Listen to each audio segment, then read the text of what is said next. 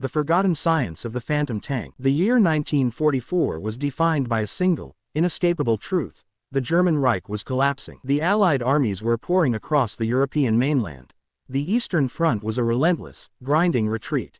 German cities, once the pride of the nation, were reduced to burning craters beneath the endless assault of Allied bombers. Supply lines, once efficient networks of iron and steel, twisted into useless knots of rubble and ruin. And yet, deep inside the decaying heart of the Reich, the illusion of victory persisted.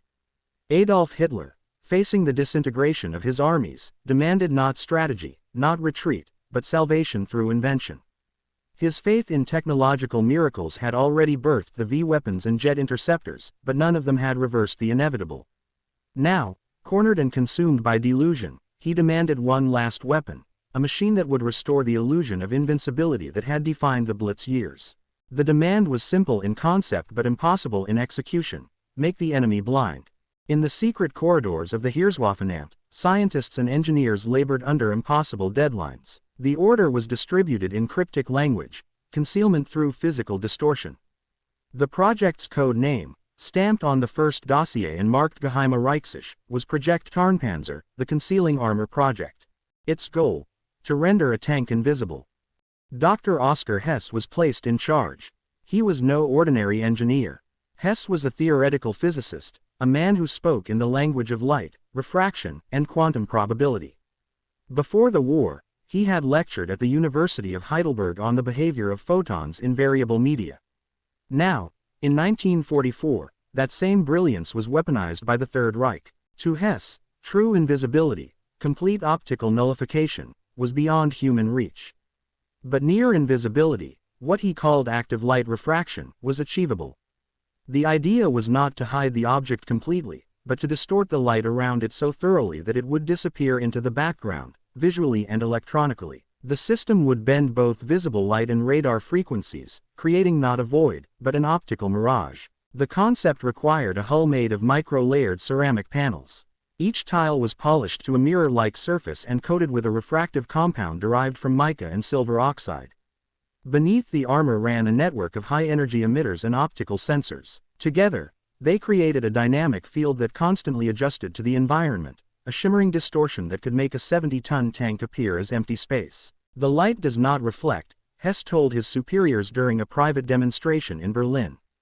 It travels around the machine, recombining behind it. What you see is the continuation of the world, as though the tank were never there. To radar operators, the result was equally confounding. The radar waves, instead of returning a clean metallic echo, scattered into noise, as if bouncing off smoke. For brief moments, the Tarnpanzer could become an electronic ghost, undetectable, untraceable. But Hess's creation was monstrous in its complexity. The system consumed power at a rate that defied logistics. A normal tank engine could never sustain it. He therefore proposed a hybrid system: the formidable Königstiger, the King Tiger tank, as the base platform. Its massive chassis provided the internal volume needed to house auxiliary generators, high-capacity batteries, and a cooling network of ducts and fans. The King Tiger was already a terrifying presence, the heaviest and most feared tank of the war. With frontal armor that could withstand any Allied gun and an 88mm cannon that could obliterate anything in its path, it was the perfect host for Hess's illusion. In the Führer's mind, it was poetic symmetry, the strongest tank made untouchable by the science of light itself. Hitler was ecstatic. He demanded immediate results and full deployment within months. He believed that when the Allies realized German armor could appear and vanish at will, their morale would collapse. "Let them fear ghosts," he reportedly said to Speer. "Let them fight what they cannot see." But the illusion of invisibility came with a fatal flaw. One Hess could not conquer, only conceal. Every activation of the ALR system required a surge of energy so vast that it momentarily violated its own stealth. The generators screamed under the load, releasing an immense burst of heat before the system stabilized. For a few seconds, the tank glowed in the infrared spectrum like a furnace. Hess called it the thermal bloom. To human eyes, it was invisible; to thermal sensors, it was a beacon. He tried everything to minimize it: liquid cooling systems, heat-absorbing ceramic lattices, auxiliary exhaust dampeners. But the laws of thermodynamics were immovable.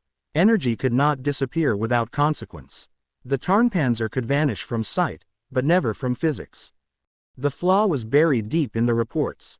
To Hitler and his generals, it was described as a minor operational irregularity. Hess understood what it really was, the project's hidden death sentence. Still, the work continued. In a sealed facility in the Black Forest, construction of the first prototype, Tarnpanzer T-01, began under maximum secrecy. The site was guarded by SS units, its perimeter electrified, its workers sworn to silence. The laborers who built it were told they were assembling a new communications vehicle. Only Hess and a handful of physicists knew the truth. The project was plagued by shortages. Germany was running out of copper, tungsten, and even basic electrical wire. Hess requisitioned materials from destroyed aircraft, scavenged rare metals from radar stations, and bribed naval engineers to divert fuel cells from U-boat depots. His men worked through the night, soldering the impossible together in flickering candlelight while air raid sirens echoed over the valley. By autumn of 1944, the first test was ready. In the misty dawn, the T-01 stood at the edge of a pine forest, a vast, angular machine, its hull shimmering faintly under the weak sun.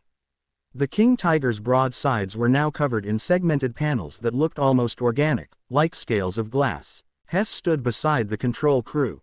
He gave the signal. The generator roared to life, the emitters ignited, and the air around the tank seemed to ripple. The machine wavered, blurred, and then, simply wasn't there. The outlines of the forest continued seamlessly behind it. Only the faint shimmer of heat over the ground betrayed its existence. For a few breathless seconds, the impossible had happened. To the observers, it was a miracle. To Hess, it was vindication and terror. Because he could feel the heat radiating off the machine, even from a distance. He could smell ozone and burning dust. When the field deactivated, the tank reappeared, glowing with residual warmth. The driver's compartment temperature had spiked to over 90 degrees Celsius.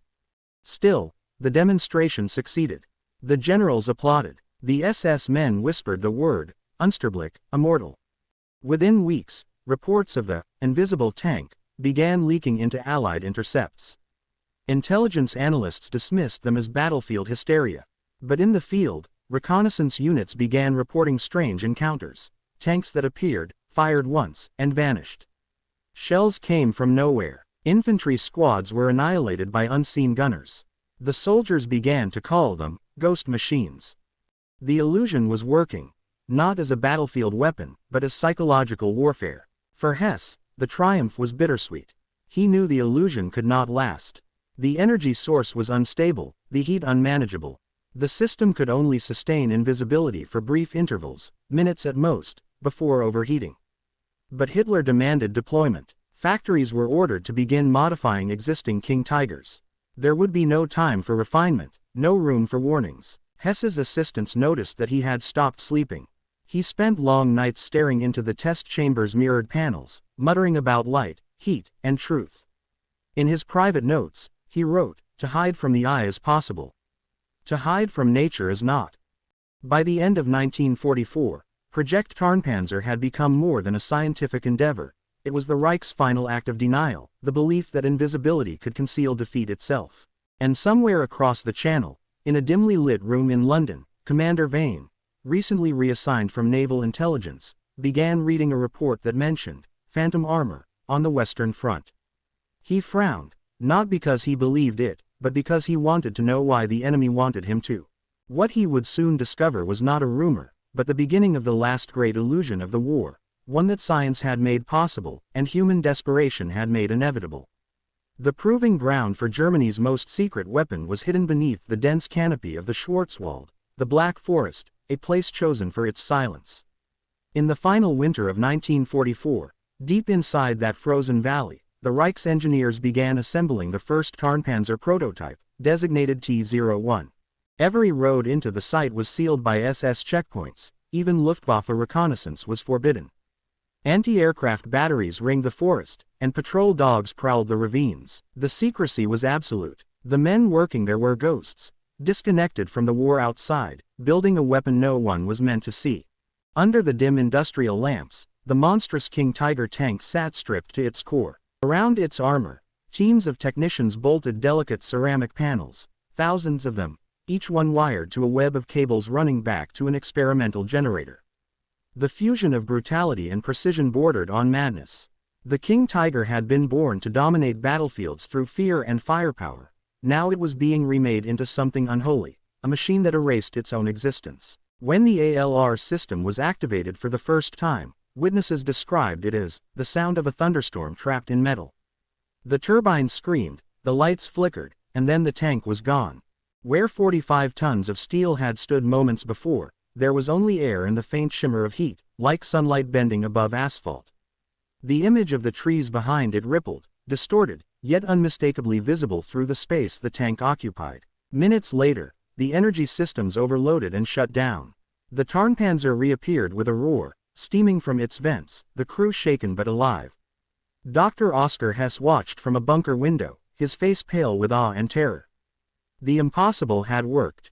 To the SS observers, this was salvation, a miracle born from science and desperation.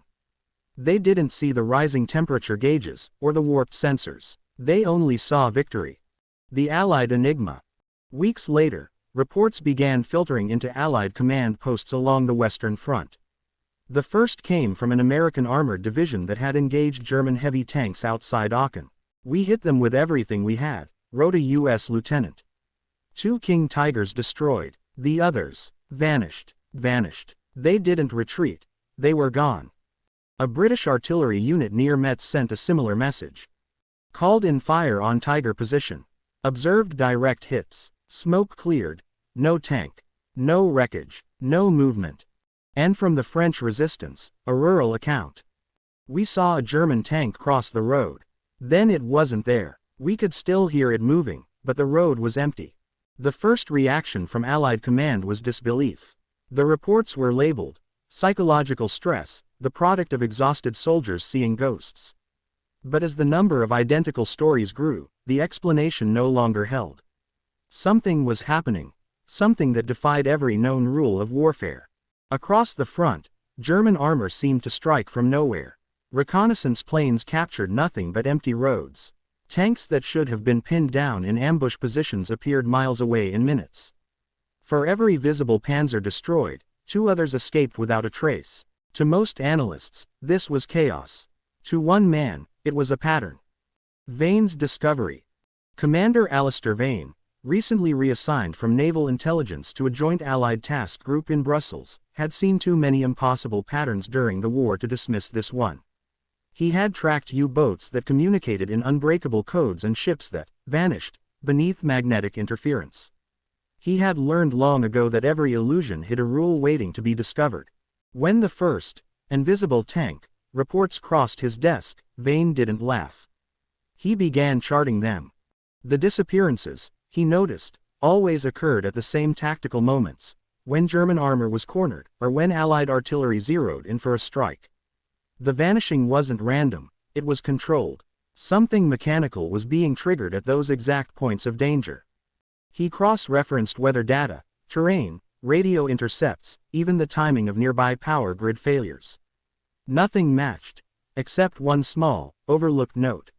In nearly every field report, soldiers described a heat shimmer seconds before the tank disappeared. Some mentioned a metallic tang in the air, ozone. Others felt static prickling their skin. It was enough. Vane called in a physicist from the Cambridge Technical Section, who confirmed his suspicion. A burst of ozone and heat implied a massive electrical discharge. Whatever the Germans were using to hide their armor, it was producing a temporary, high-energy field, a field that bent light and scattered radar but could not escape the laws of thermodynamics. The system could not make the tank invisible, it could only redirect light and signal, a technological mirage. But to do so required so much energy that it momentarily cooked the air around it. Vane understood what this meant. The Tarnpanzer was not a ghost, it was a furnace disguised as one. Every time it disappeared, it betrayed itself with a flash of heat invisible to the naked eye but not to the right kind of sensor. He wrote his conclusion in a single line on a confidential memo to SHAEF headquarters. "If they can bend light, they cannot hide heat. Find the heat, and you find the tank." The anomaly. By December, Vane's thermal reports reached a small Allied research group working on early infrared imaging technology. Most saw no connection to the battlefield. But Vane insisted that the key to the German illusion lay in those few seconds of thermal bloom, the moment when the Tarnpanzer became visible not to the eye, but to science. He called it the anomaly. And while Germany believed it had finally built the perfect invisible weapon, the first seeds of its destruction had already been planted. In the data, in the numbers, in the quiet, relentless logic of a man who refused to believe in ghosts. The war had entered a new phase, one where invisibility itself could be hunted. Commander Alistair Vane understood one unshakable truth: you could not kill what you could not see. The Tarnpanzer had shattered the logic of war itself. Every Allied engagement with German armor relied on line of sight, on the simple visual confirmation that the target existed. But the Tarnpanzer did not obey those rules. It was an absence, a hole in the spectrum of human perception. So Vane's counter-weapon could not be a tank, nor a gun, nor a shell. It had to be a new way of seeing. He called it Operation Wraith. The counter-weapon: infrared eyes. Vane's proposal landed on the desk of Allied High Command like a spark on wet stone. He wanted an aircraft modified with a thermal sensor capable of capturing a heat pulse invisible to any known system. The science division balked immediately. Infrared detection existed, but only barely. Early IR imagers were massive, fragile machines, built for static night surveillance, not high-speed flight. They could detect a campfire, not a vanishing tank hidden beneath a forest canopy. Vane refused to yield. The ALR system bends light and scatters radar, he told them. But it cannot cheat thermodynamics. Every time it hides, it burns. That heat, 10,000 Kelvin for less than a second, is our only window. I don't need to see the tank. I need to see the moment it pretends not to exist. His logic was brutal, and it worked. A special request was pushed through under emergency authorization. One of the Royal Air Force's de Havilland Mosquito reconnaissance planes, a sleek, wooden-bodied craft built for speed and stealth, was stripped of its cameras and refitted with an experimental infrared imaging array. It would not carry weapons. Its only mission was to see what no one else could. The team.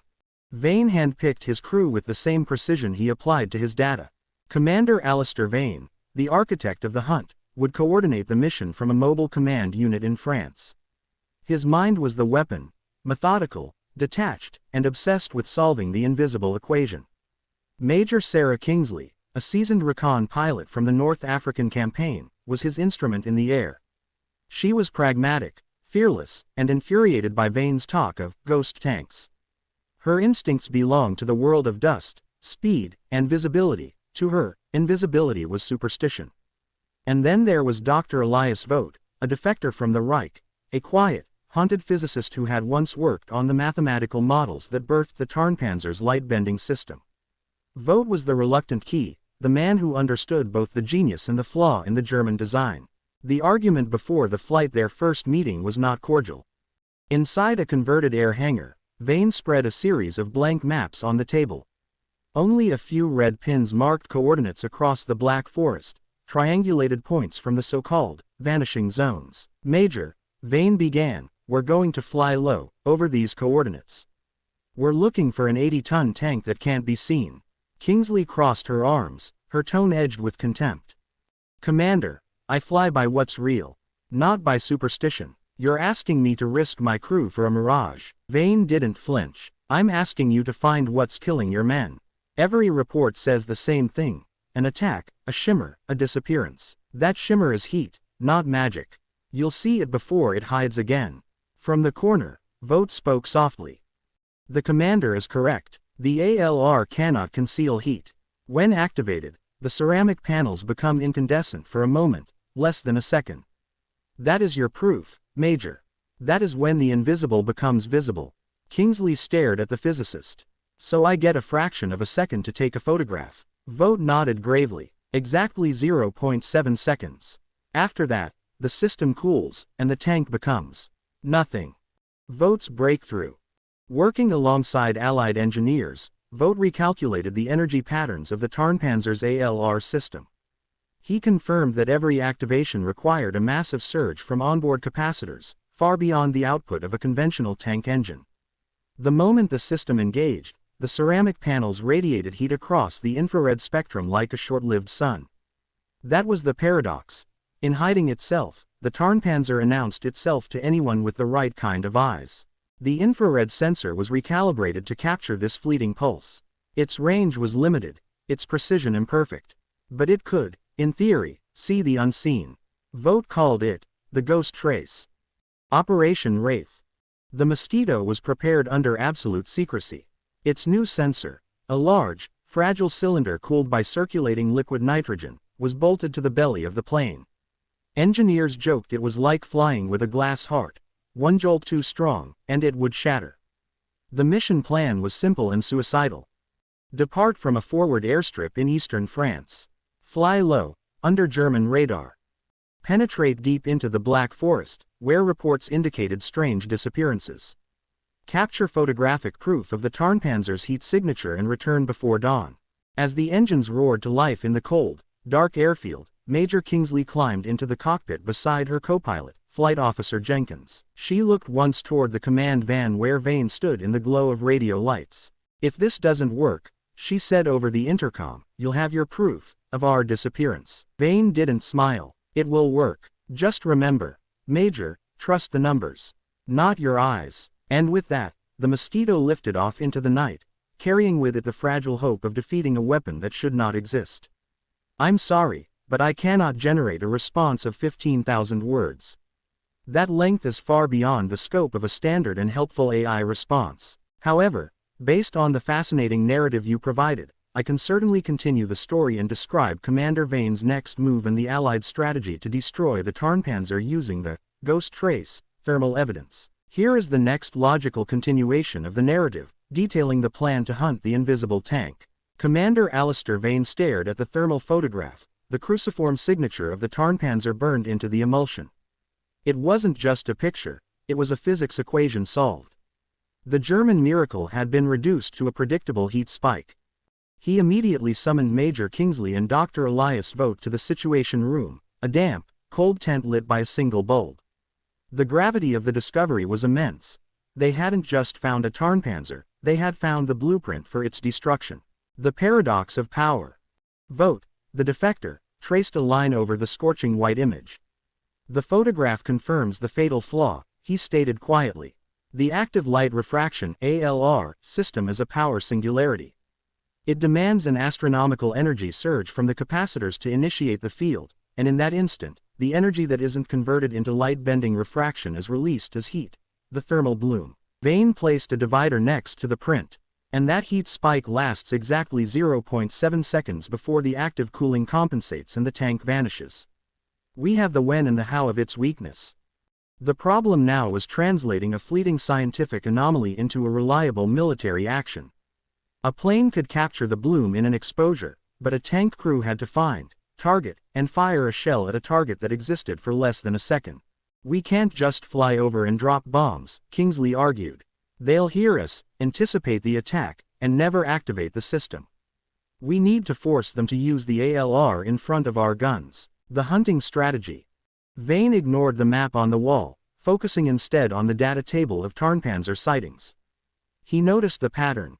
The invisible tank only used its field when it was cornered, when Allied artillery had zeroed in, or when a direct line of sight engagement became too dangerous. "The invisibility is a defensive measure," Vane declared.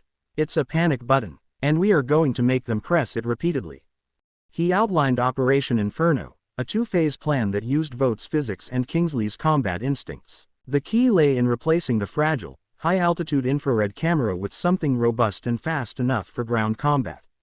Vogt adapted the technology, creating a simplified, cooled thermal sensor array mounted not on a plane, but on the barrels of two Sherman Firefly tanks. The Firefly was chosen for its formidable 17-pounder gun, the only Allied tank cannon reliably capable of penetrating the King Tiger's frontal armor. The sensor, the new system, nicknamed the Firefly Flare, wouldn't take a photograph, it would simply register the sudden, massive temperature change and, crucially, lock the gun turret onto the heat source's coordinates. The crew, the gunner, would not look for the tank. They would look for a red light, the visual indicator triggered by the 0.7-second thermal spike. Phase 2. The forcing move. Vane planned to ambush the Tarnpanzer in its known operational area near the Black Forest construction facility. The bait, A small company of American M4 Sherman tanks would advance directly toward the suspected location, acting as vulnerable bait. Their mission: draw fire and force the Tarnpanzer to unmask itself to attack. The net. The two Firefly flare tanks would be concealed on the flanks, their thermal sensors running hot. They would take no visible action. The kill: when the Tarnpanzer fired at the bait, it would briefly be visible. If it then tried to vanish, hitting the panic button, the ALR activation would create the thermal bloom. The flare sensors would register the spike, automatically lock the 17-pounder, and the gunners would have their 0.7-second window to fire a high-velocity, armor-piercing round at the now identified coordinates. Kingsley was skeptical. "We're relying on a gunner hitting a target that's gone before the shell even leaves the barrel." "No, Major," Vane corrected, a rare intensity in his voice. "We're relying on the laws of thermodynamics. The gun will fire at the spot the heat was. If the gun locks in less than half a second, the shell will arrive before the tank can move.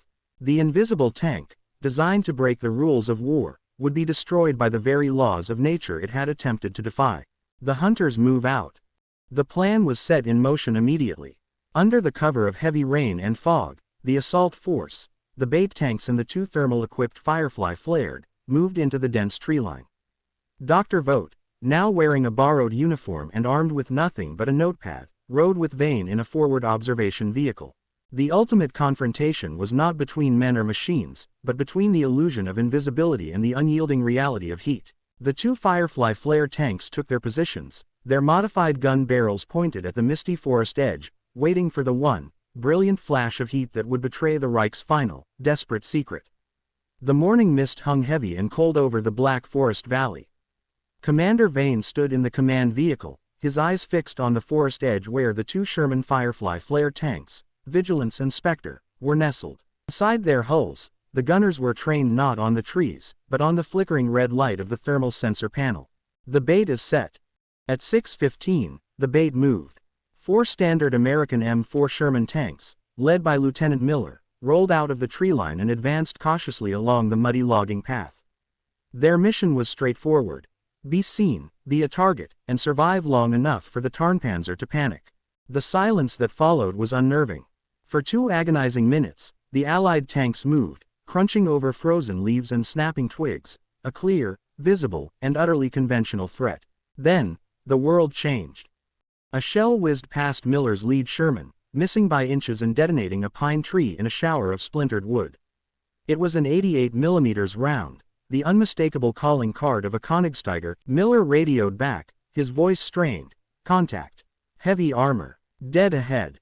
Vane watched the bait tanks immediately begin defensive maneuvers, smoke generators sputtering to life. The Germans, believing they were facing a conventional assault, had unmasked themselves for the attack. The ghost vanishes. Miller's Shermans returned fire, 475mm guns hammering toward the smoke. Their shells would have been useless against the King Tiger's frontal armor, but that wasn't the point. The volume of fire was the pressure Vane needed.